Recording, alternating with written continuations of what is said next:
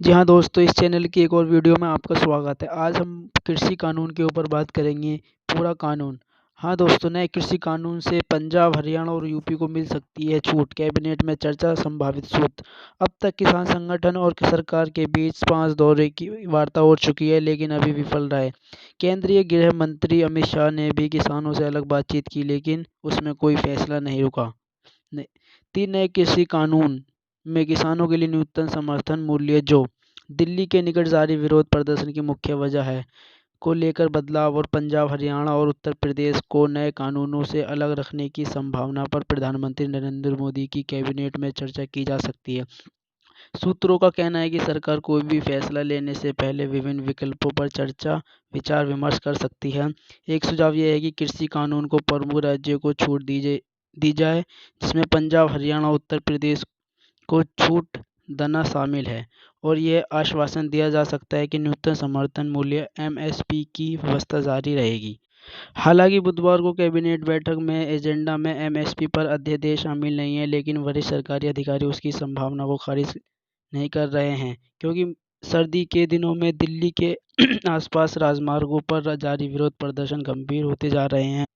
सितंबर से लागू किए गए 3 नए कृषि कानूनों में संशोधन की सरकार की पेशकश को अब तक किसानों ने ठुकराया है। वे कानून को रद्द करने जाने पर अड़े हैं और कहते हैं कि एमएसपी पर मात्र आश्वासन से काम नहीं चलेगा। किसानों का मानना है कि एमएसपी के खत्म हो जाने से उनकी आय भी खत्म हो जाएगी, और इस वजह से वे कॉरपोरेट घरानों के रहमो करम पर पड़े रहने के लिए मजबूर हो जाएंगे।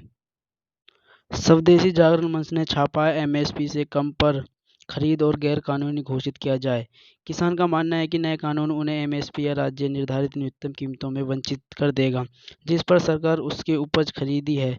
किसानों के बीच ये भी घोषणा है कि नए कानून उनके कॉर्पोरेट्स के हाथों असुरक्षित छोड़ देगी। सरकार का कहना है कि कृषि कानून आवश्यक सुधार लाए जाएंगे, जिसके किसानों को बिचौलियों से दूर रखेंगे और देश में कहीं भी उपज बेचने से उनकी आय में सुधार करने की मदद मिलेगी।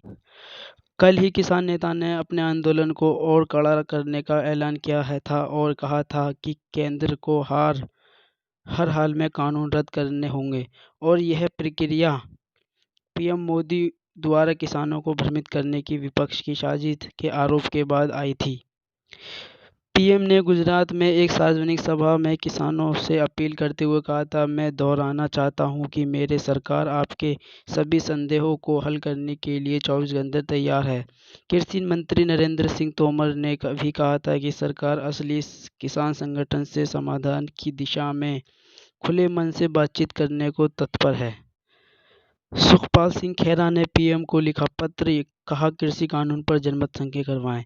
यह विभिन्न यूनियनों से अलग-अलग बात करते रहे हैं। कल कृषि मंत्री से बातचीत के बाद यूपी के एक हिस्से में प्रभावी भारतीय किसान यूनियन किसान गुट ने कहा कि वे अपना विरोध समाप्त करने के लिए तैयार हैं। उन किसानों से बातचीत में तोमर ने कहा कि एमएसपी एक प्रशासनिक फैसला है और वह एक किसानों को मिलकर रहेगा। सूत्र का कहना है कि किसानों को अलग-अलग गुटों से वार्ता उनकी एकता में दरार लाकर और विभिन्न किसान निकाय के बीच अंतर को कम करने, विरोध प्रदर्शन को कमजोर करने की सरकार की रणनीति का हिस्सा।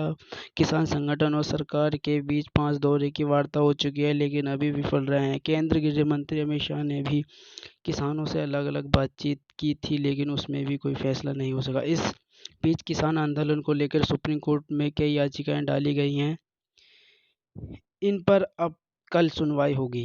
कृषि कानून, किसान आंदोलन और अन्य मसलों पर अलग-अलग याचिकाएं दाखिल की गई हैं। इनमें सबसे अहम आंदोलन कर रहे किसानों को सड़कों पर से हटाने की याचिका लॉ स्टूडेंट श्रम शर्मा ने यह याचिका दायर की है। एक अन्य याचिका में शीर्ष अदालत में किसानों की मांगों पर विचार करने के लिए केंद्र को निर्देश देने की मांग की गई। एक याचिका में मांग की गई है कि राष्ट्रीय मानवाधिकार आयोग जांच करे कि क्या किसान पर कोई पुलिस हमला हुआ है। एक तीसरी याचिका में मांग की गई है कि शीर्ष अदालत किसानों को दिल्ली में प्रवेश करने और जंतर मंतर पर विरोध करने की अनुमति दे।